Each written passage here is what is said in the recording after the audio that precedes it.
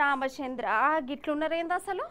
ఇప్పుడు ఏంటంటే ఏందే దొంగడు వచ్చిండా, మళ్ళీ ఇయ్యాల కూడా వచ్చిండా. వాడి పాపన వాడే పోతాడుతి. ఏం చెప్తామే ఆయన గురించి? ఓకే సరే సరే నేను చెప్తాతి.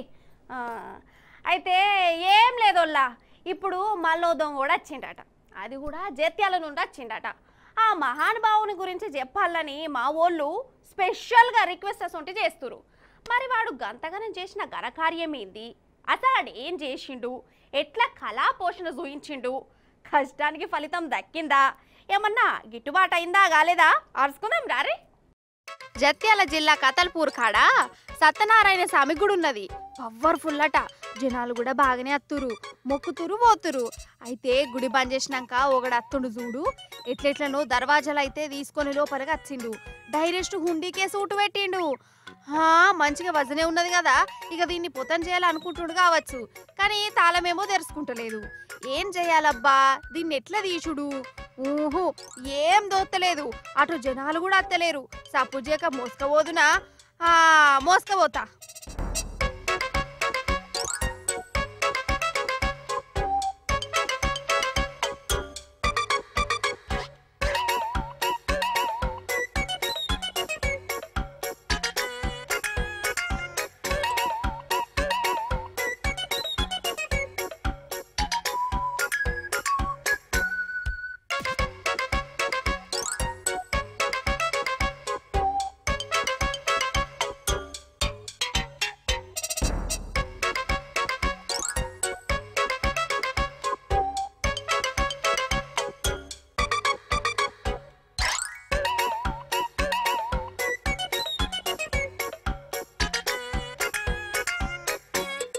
చూసిరా, హుండినే ఎత్తుకపోతుండు.